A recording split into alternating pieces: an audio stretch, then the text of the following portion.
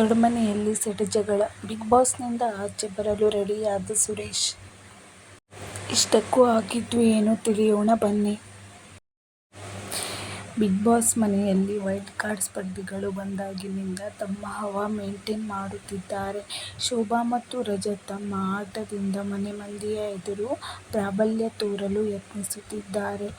ಈ ವಾರ 2 ತಂಡಗಳಾಗಿ ಟಾಸ್ಕ್ ಆಡಲಿದ್ದು, ಭವ್ಯ ಹಾಗೂ ಶೋಭಾ ತಂಡದ ಸದಸ್ಯರು ವಾರದ ಟಾಸ್ಕ್ನಲ್ಲಿ ಸೆಣಸಾಟ ನಡೆಸಲಿದ್ದಾರೆ.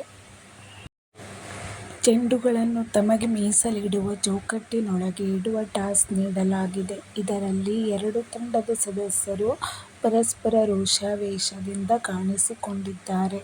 ಕಾಲಿನಲ್ಲಿ ಚೆಂಡು ಹಿಡಿದು ಹೋದ ವಿಚಾರಕ್ಕೆ ಸುರೇಶ್, ರಜತ್ ನಡುವೆ ಮಾತಿನ ಚಕಮಕಿ ನಡೆದಿದೆ. ಕಾಲ್ನಲ್ಲಿ ಬಾಲ್ ಇಟ್ಟುಕೊಂಡು ಇದ್ರೆ ಏನೋ ಮಾಡ್ತೀಯಾ, ಗುಗ್ಗು ನನ್ಮಗನ್ ಥರ ಮಾತನಾಡ್ತೀಯಾ, ಮುಚ್ಕೊಂಡು ಅಮ್ಮಿಕೊಂಡು ವೇಸ್ಟ್ ನನ್ಮಗನೇ, ಹೋಗಲ್ಲೇ ಸೈಡೆ, ಮಾತಲ್ಲೇ ಬೇರೆ ಅವರ ಹತ್ರ ಇಟ್ಕೋ ಎಂದು ಮೈಗೆ ಮೈ ತಾಗಿಸಿಕೊಂಡೇ ರಜತ್ ಮಾತನಾಡಿದ್ದಾರೆ. ಈ ವೇಳೆ ಮಂಜು ಇಬ್ಬರನ್ನೂ ದೂರ ಮಾಡಿದ್ದಾರೆ.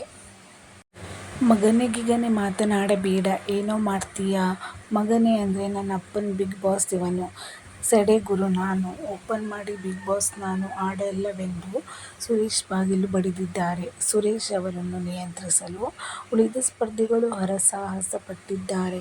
ಆದರೆ ಅದು ಸಾಧ್ಯವಾಗಿಲ್ಲ. ಈ ಸಂಚಿಕೆ ಬುಧವಾರ ರಾತ್ರಿ ಪ್ರಸಾರವಾಗಲಿದೆ. ಇಂತಹ ಹೆಚ್ಚಿನ ಬಿಗ್ ಬಾಸ್ ಅಪ್ಡೇಟ್ಸ್ಗಳಿಗಾಗಿ ನನ್ನ ಚಾನಲನ್ನು ಸಬ್ಸ್ಕ್ರೈಬ್ ಮಾಡಿ ಮತ್ತು ಸಪೋರ್ಟ್ ಮಾಡೋದನ್ನು ಮರಿಬೇಡಿ. Thanks for watching.